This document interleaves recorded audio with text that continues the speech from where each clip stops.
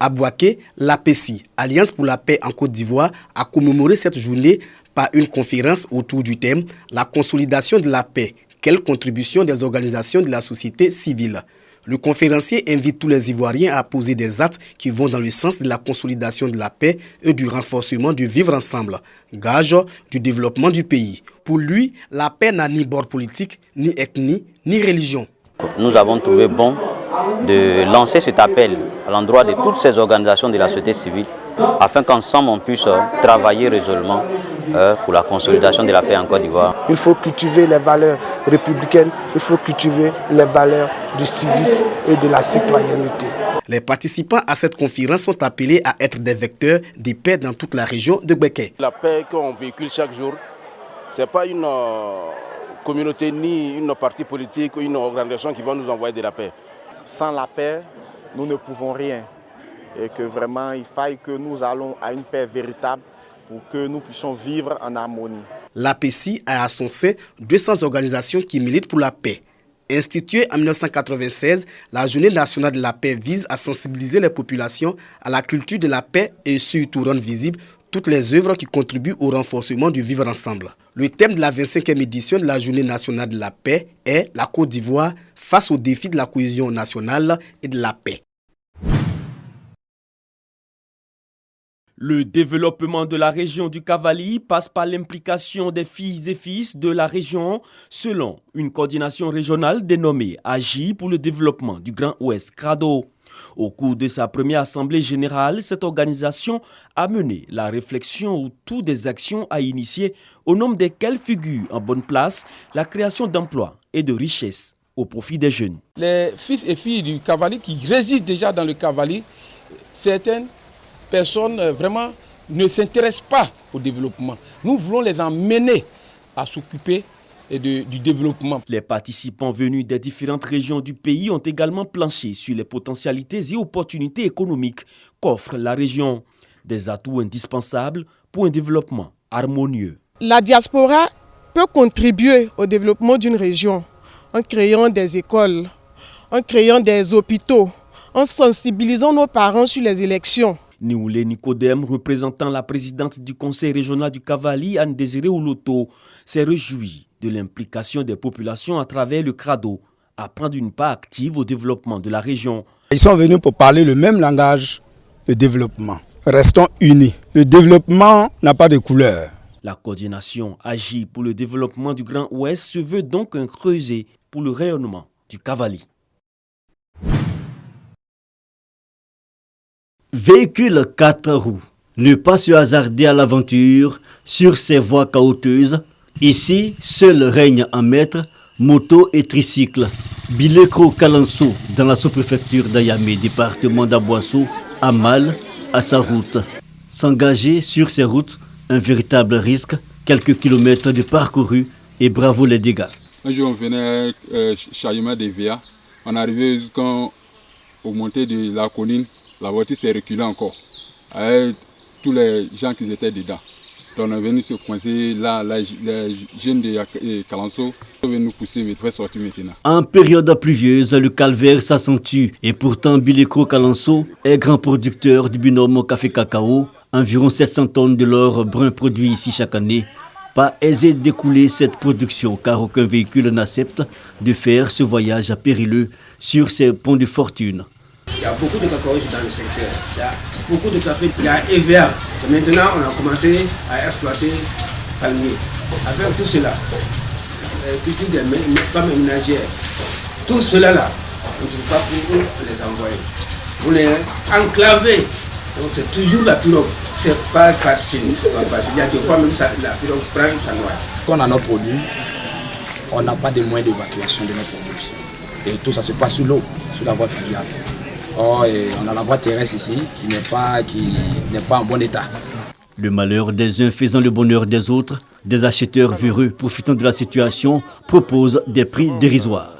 La seule voie praticable est celle dite fluviale longue de 13 km pour atteindre la sous-préfecture, Ayami, Des pinasses pour la traversée qui coûte 500 francs CFA et 15 000 francs CFA pour les malades et les femmes en travail. C'est des pirogues à moteur comme vous les voyez. Nous pouvons prendre jusqu'à 4 tonnes de cacao et on peut prendre jusqu'à 25-30 personnes. Voilà, en plus des barrages. La situation de la voirie n'est pas sans conséquence sur les activités de groupement agricole, la fréquentation du centre de santé, sur les lieux de culte en construction ainsi que l'école, un réel frein au développement. Lorsque nous sommes confrontés aux difficultés et qu'il faut référer sur la ville, c'est compliqué. Il faut être là pour vivre l'émotion parce que les parents sont tout en larmes. Comment faire pour faire traverser une parturiente où l'enfant, la présentation est à la vulve et que le travail stationnaire ne peut pas lui permettre d'accoucher dans de bonnes conditions ici. Cette dame-là, on doit l'évacuer dans des conditions pénibles, il n'y a pas d'ambulance. Outre ces problèmes, Bileko-Kalanso n'est pas électrifié et ne bénéficie pas d'adduction en eau. Le seul recours reste la lampe à tempête ou l'énergie solaire pour ceux qui en ont les moyens. Les populations de Bileko-Kalanso fondent beaucoup d'espoir à l'ouverture d'une route praticable. Elle sera, selon elles, la porte d'entrée du développement. Blagouin est une localité située à 12 km de Biankouma. Avec une population d'environ 4500 âmes, cette bourgade présente d'importants défis de développement, entre autres la dégradation de l'axe Biankouma-Blagouin, la vétusté du centre de santé, l'insuffisance de l'eau potable, le manque de salles de classe adéquates et de logements d'instituteurs pour l'école primaire publique 2.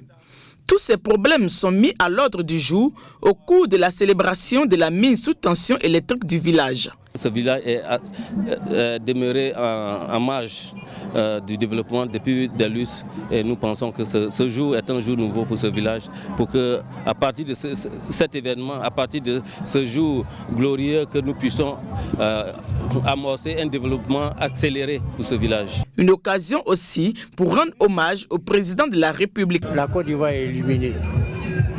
Illuminée parce qu'aujourd'hui, 95% des villages de notre pays ont reçu l'électricité.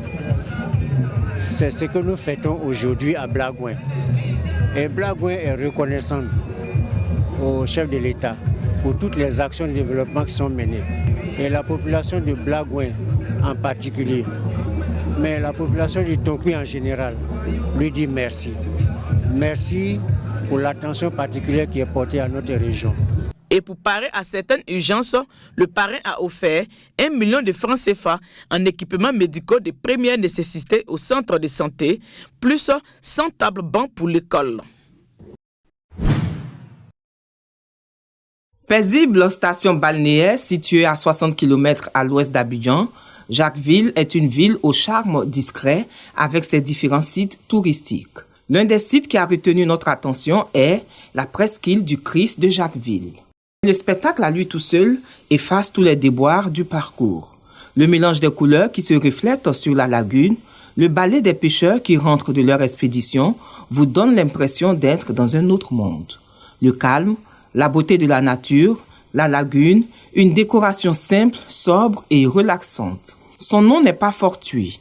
Pour la petite histoire, la presqu'île a été découverte par un pasteur et sa femme lors d'une mission d'évangélisation dans la région. Au départ, c'était des palmiers sauvages, des arbres, des grands arbres, des herbes, et puis beaucoup de bas-fonds. Nous avons fait beaucoup de remblayages et petit à petit, nous avons construit ce que vous voyez là. Ça fait 15 ans que nous sommes là. Nous avons aussi des bungalows en matériaux locaux. Après Jacquesville, nous retournons sur Abidjan pour découvrir un autre site touristique dans la commune de Bingerville. Le domaine Bini Lagune est un site d'écotourisme. Il faut affronter une pente abrupte à travers les bois pour se retrouver nez à nez avec une lagune splendide. La vue à l'arrivée nous a fait oublier la souffrance endurée. En effet, le domaine Bini Lagune est situé dans une cuvette au bord de la lagune Adjien. Cette lagune qui a toutes les caractéristiques d'un lac a une particularité, sa propreté. Un accueil chaleureux, un endroit paisible et préservé, un site naturel qui accueille des visiteurs chaque week-end. Je suis venue voir mon amie. Elle a voulu me faire découvrir un peu. Je trouve l'endroit juste magnifique. Vraiment, il y a des choses à faire. Je parle en termes d'activité. Puis ça valorise aussi le patrimoine du pays aussi. Je trouve que c'est pas mal. Cet endroit fait partie des domaines créés par un des pionniers de l'écotourisme en Côte d'Ivoire et en Afrique de l'Ouest qui œuvre au développement touristique de son pays tout en valorisant son patrimoine naturel et culturel.